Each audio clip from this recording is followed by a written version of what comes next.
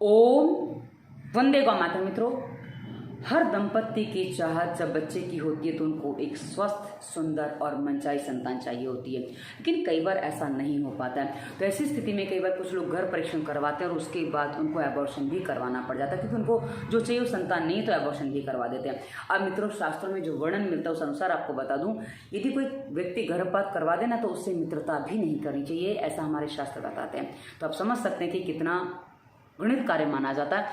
और इसका कारण भी आपको बता दूं कि जो स्त्री जब गर्भपात करवाती है ना, तो उसमें 10 डिलीवरी जितनी कमजोरी एक गर्भपात में आ जाती है, यानी कि 10 डिलीवरी भी कई बार उतनी मुश्किल नहीं होती है जितना एक गर्भपात कठिन हो जाता है, क्योंकि उसके बाद ब्लीडिंग वगैरह बहुत ज़्यादा होती है, कई बार जल्दी रुकती नहीं है, तो बहुत ज़्यादा वीकनेस आ जाती है। तो इसीलिए शायद हमारे शास्त्रों में ऐसा कहा गया है कि जो गर्भपात करवाए उससे मित्रता भी नहीं करनी चाहिए।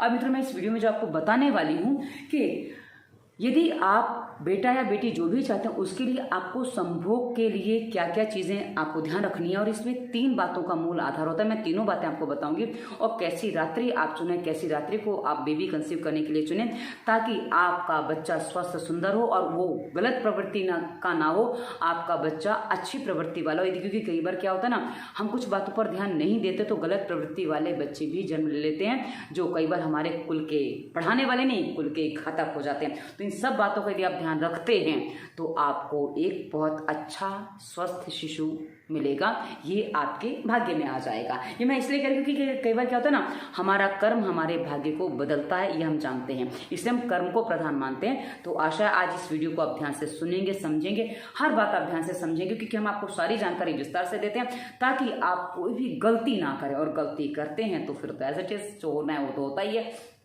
तो चलिए, सबसे पहले आपको बता दूं कि संभोग कभी भी दिन में नहीं करना चाहिए, नॉर्मली भी दिन में नहीं करना चाहिए। दिन में शास्त्र उसको वर्जित बताते हैं। दिन का जो समय है ना, धर्म और अर्थ के लिए होता है। धर्म पूर्वक कार्य करो और अर्थ कमाओ, इसके लिए दिन होता है, और उसके बाद रात्रि के लिए काम होता है, काम के लिए रात्रि होती है। अब आपको बता दूं कि रात्रि का समय क्या माना जाता है, ब्रह्म मुहूर्त से के बाद और शाम को जब सूर्यास्त हो जाए उसके बाद जब तक तारे नहीं दिखाई दे, वो दिन का समय माना जाता है, वो संधि काल भी दिन का समय माना जाता है। तो इस बीच आपको संभोग नहीं करना चाहिए, नॉर्मल भी नहीं करना चाहिए। अब यदि आप बेबी कंसीव करना चाहते हैं तो मित्रों, रात्रि में आपको 12 से 4 का टाइम कई बार बताया जाता है, शास्त्र में जो बताया जाता है उस अनुसार 12 से 4 का टाइम बताया जाता है। लेकिन मित्रों, मैंने उसमें एक बात और महसूस की कि 12 से जो 3 का समय होता है ना, उस समय कई बार बहुत सारी दुरात्माएं भी आसपास घूम रही होती हैं, मतलब दुष्ट आत्माएं जिसे हम कहते हैं, वो भी घूम रही होती हैं, तो उसमें भी कंसीव होने के चांस है। तो मैंने जो महसूस किया है, क्योंकि मुझे जो सही लग रहा है मैं आपको बता रही हूँ,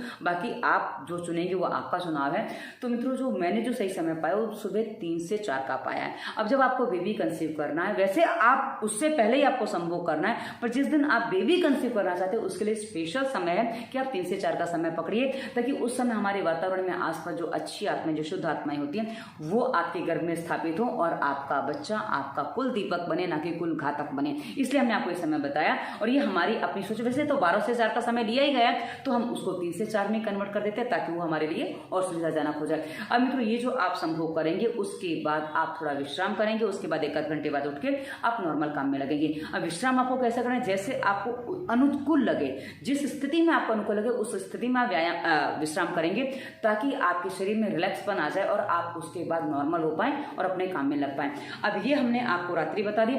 अब आपको बता दूं कि कौन सी रात्रि आपको नहीं चुननी है, क्योंकि मित्रों, चंद्रमा का बहुत गहरा प्रभाव हमारे मन पर पड़ता है और आसपास के रसों, जो वनस्पतियां आदि होती हैं, उनके रसों पर भी पड़ता है, और हमने देखा कि समुद्र पर भी इसका बहुत गहरा प्रभाव पड़ता है। तो इसलिए हमें चंद्रमा की जो स्थितियां उसको भी बहुत ध्यान में रखना होता है। इसलिए मित्रों, हमारे शास्त्रों में बताया जाता है कि आपको जो बेबी कंसीव करने के लिए, वैसे तो संभोग उस रात्रि में नहीं करना चाहिए, रात्रियां जो छोड़नी हो मैं आपको बता दूं, 15 दिन में आपको जो छोड़नी है, क्योंकि पखवाड़ा हमारे यहाँ पकड़ा जाता है, पखवाड़े में हमारे 15 दिन पूरे होते हैं।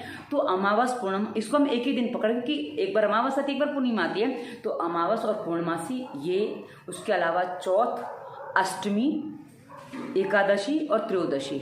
अब इसको गिने तो अमावस पूर्णिमा एक दिन आ गई, चौथ, अष्टमी, एकादशी और त्रयोदशी, ये यानी कि 5 दिन आपको अवॉइड करने हैं। 5 दिन की महीने में 5 दूनी 10 दिन हो गए, तो 20 दिन नॉर्मली भी आपको संभोग के लिए मिल जाते हैं। पर लोग कभी कभी बहुत ज़्यादा कामी होते हैं तो उनको रोज करना होता है, तो वो उनके लिए फिर कुछ बात रह नहीं जाती है। पर जब कम से कम आप बेबी कंसीव करना चाहते हैं तो कम से कम इन तिथियों को हटा दीजिए। ये तिथियां आपके लिए अच्छी नहीं है। इन तिथियों में आप बेबी कंसीव करेंगे तो विकृत भी हो सकता है, मानसिकता से भी और बॉडी से भी। तो इसलिए आप इस 3 तिथियों को छोड़ दें। अब ये तिथियां हमने आपको छुड़वाई हैं, उसके बाद मित्रों आगे, क्योंकि हम धीरे धीरे आपको आगे बढ़ाएंगे ना, ताकि आपको गिनी चुनी तारीखें, गिनी चुनी तिथियां दिन मिलते हैं जिसमें आप बेबी कंसीव कर दिए, वो आप उसका पालन कर पाते हैं तो आपका बेबी बहुत स्वस्थ, बहुत सुंदर और आपके मनचाही संतान के रूप में होगा। अन्यथा क्योंकि क्या है ना कि हमें जब चुनाव करना है तो हम किसी इतने सारे में से हम किसी 1 या 2 का चुनाव करते हैं, तो हमें वो करना होता है।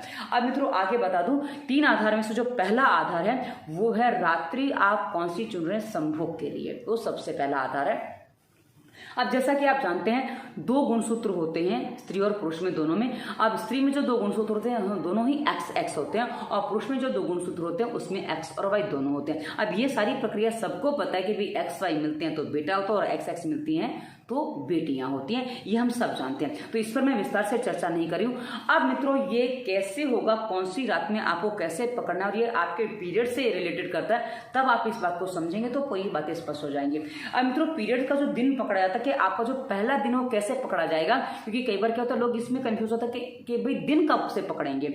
तो जो शास्त्र बताते हैं उस अनुसार मैं आपको बता दूं कि जब सूर्योदय होने वाला होता है, यानी कि सूर्योदय का जो समय है उससे 1 घंटा पहले और 1 घंटे बाद का समय नहीं पकड़ा जाता है कि उस समय आपका पीरियड्स आया है, तो उस समय आपकी अनिश्चितता है, तो उस महीने में आप बेबी कंसीव ना करें। यदि आपको मनचाही संतान चाहिए तो, क्योंकि ये समय उचित नहीं है, क्योंकि इस समय में आप दिन गड़बड़ कर जाएंगे तो समस्या हो जाएगी। और जिनको नहीं है समस्या कि भाई बेटा होगा बेटी होगा कोई फर्क नहीं पड़ता, तो कोई समस्या नहीं आपके लिए। पर जिनको स्पेशल संतान चाहिए, बेटा चाहिए बेटी चाहिए, तो उनको ये दिन गिनना पड़ेगा, समझना पड़ेगा।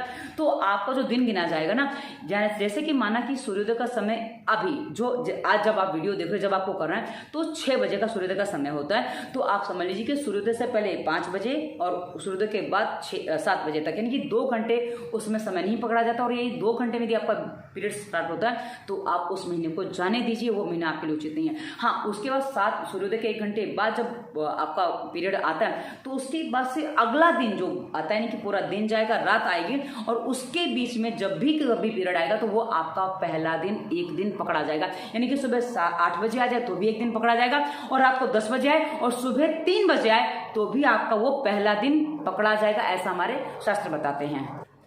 तो आपको स्पष्ट हो गया होगा कि पहला दिन कहां से पकड़ा जाएगा। तो अब हम आपको आगे बताते हैं कि मित्रों जो सम जो रात्रियां होती हैं ना, वो पुत्र प्राप्ति के लिए होती है, और विषम रात्रियां जो हैं वो लड़की के प्राप्ति के लिए होती हैं। अब इसमें आपको 6 रात्रियां कम से कम पहले जाने देनी है। और मित्रों इसका एक आधार और भी है जो मैंने अपने जीवन में जो मैंने अपनाया था, मैं वो आपको बता रही हूँ कि जितने दिन में आपका पीरियड्स आता है उसको 3 भाग किए जाते हैं। यानी कि किसी का 28 दिन का सर्कल है, किसी का 30 दिन का है, तो उस अनुसार 3 भाग उसके किए जाते हैं। जो पहला भाग होता है उसमें बेबी कंसीव नहीं होता है, बीच का जो भाग है उसी में बेबी मोस्टली कंसीव होता है, और जो अंतिम भाग है उसमें भी बेबी कंसीव नहीं होता है। यानी कि जैसा कि माना कि आपका 30 दिन में पीरियड्स आते हैं तो पहले 10 दिन आपके लिए बेबी कंसीव करने के लिए नहीं है, बीच के 10 दिन आपके बेबी कंसीव करने के लिए है, और उसके बाद अंतिम 10 दिन भी बेबी कंसीव करने के लिए नहीं है। ये मैं बहुत अच्छे से शब्दों में स्पष्ट करके आपको बता रही हूँ ताकि आपको इस समझ में आ जाए। अब आगे आपको बता दूं कि क्या करना है कि जब आपके बेबी कंसीव करने के दिन है, नॉर्मली जो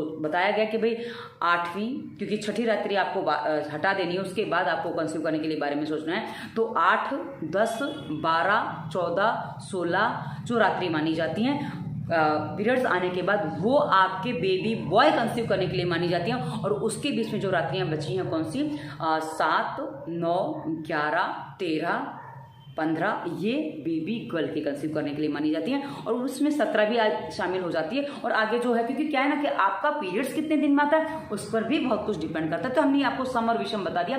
तो यदि आप सम रात्रि में संभोग करते हैं तो वो बेबी बॉय होता है, और विषम रात्रि में कंसीव करते हैं तो बेबी गर्ल होती है। ये हमारे शास्त्र बताते हैं, मैं उस अनुसार ही आपको सारी बातें बता रही हूँ। आप बोलेंगे इसका आधार क्या है, इसका लॉजिक क्या है। मित्रों लॉजिक हमें बहुत सी बातों के कई बार समझ में नहीं आते हैं, पर हाँ हमें कुछ बातें जो कहा ना, समुद्र कैसे प्रभावित होता नहीं पता चलता, पर होता है। तो वैसे मित्रों कुछ बातें होती हैं, हमें कुछ बातें मान लेनी चाहिए क्योंकि वो हम पर काम करती हैं, अन्यथा हम प्रभावित उससे हो जाते हैं।